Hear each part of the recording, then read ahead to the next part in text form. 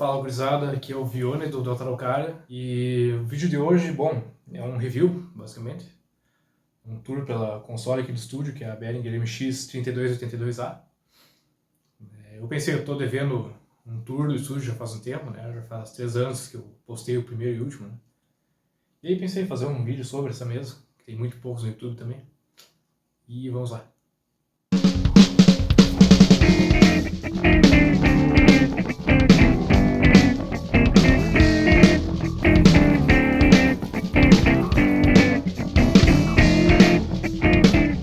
É uma surpresa para vocês, imagino. Finalmente criei uma intro aqui pro canal. Essa mesa aqui era feita no começo dos anos 2000, final da década de 90. A versão atual é a SX3282. Tá? A primeira versão dela, o pré-A, era muito parecido com as Mackie SR24, SR32. O diferencial dela é ter bastante recurso, bastante mandada de efeito auxiliar, né? Por um preço que era bastante atrativo na época.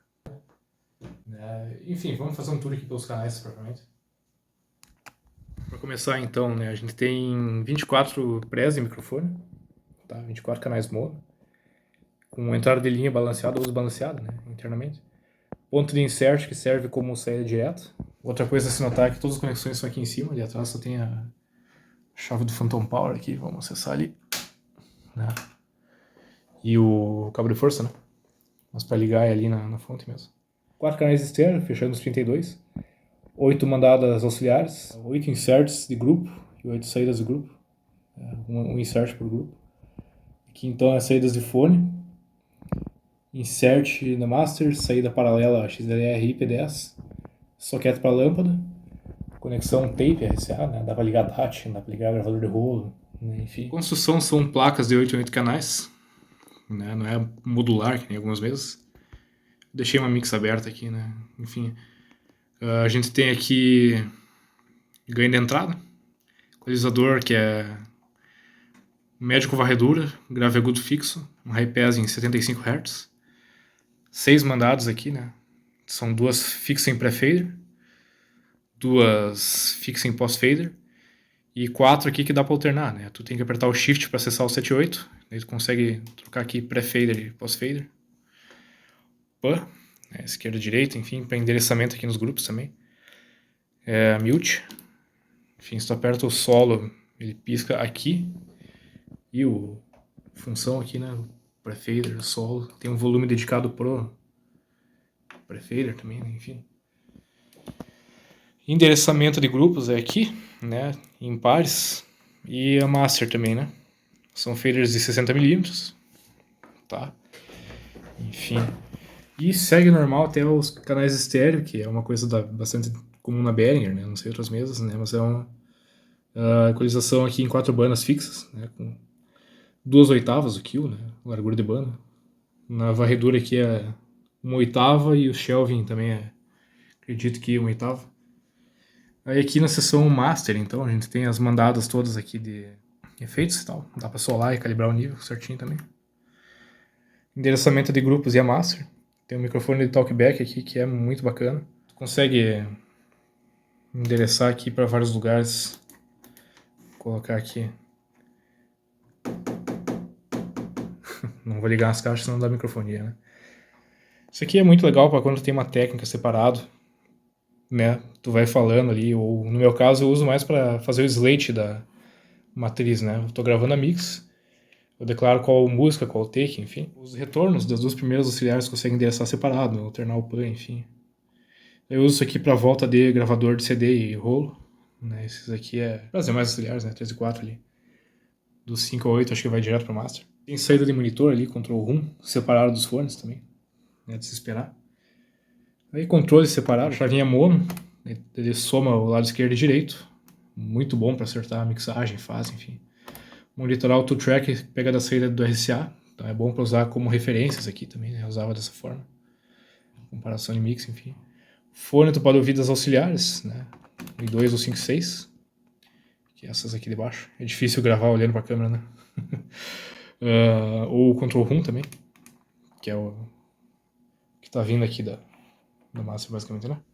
E aí a fonte, né? Ela usa um pino tipo um MIDI, assim, que é em várias vias. É ali que gera o Phantom, gera a corrente dos LEDs, enfim, né? E o jeito que eu uso ela, né, o manual indica também que tu pode usar ela de forma split. Então, metade da mesa, digamos, é para microfones e linhas de entrada, né? Eu endereço aqui para os grupos, ligo os grupos nas entradas da interface e vou endereçando aqui, né? Eu gravo bateria em alguns grupos aqui, já vou insertando alguns processadores ali e nos inserts.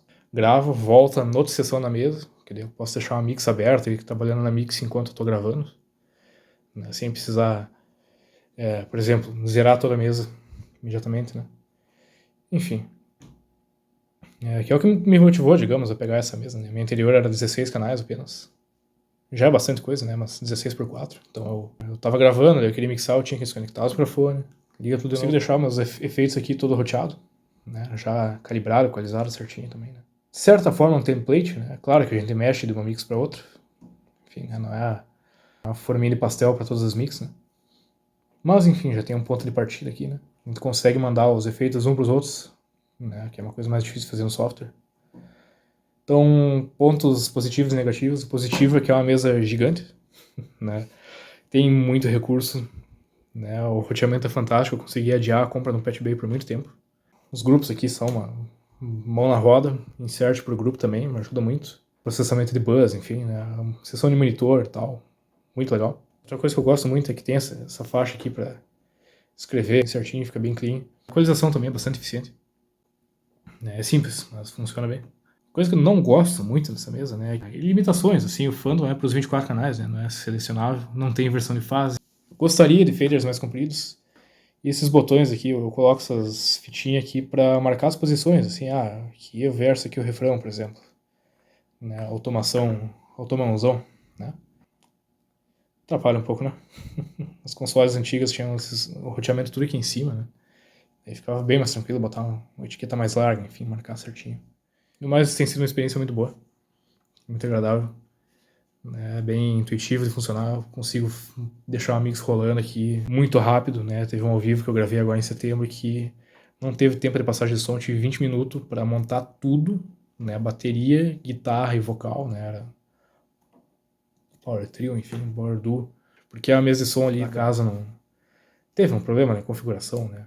Eu ia captar direto daquela mesa digital, acabou não dando, né? Eu tive que trazer isso aqui correndo. E bah, deu muito certo. Porque deu pra fazer, deu muito certo. Enfim. E é isso aí, então. Obrigado por assistir. Volte sempre, se inscreve no canal para mais novidades.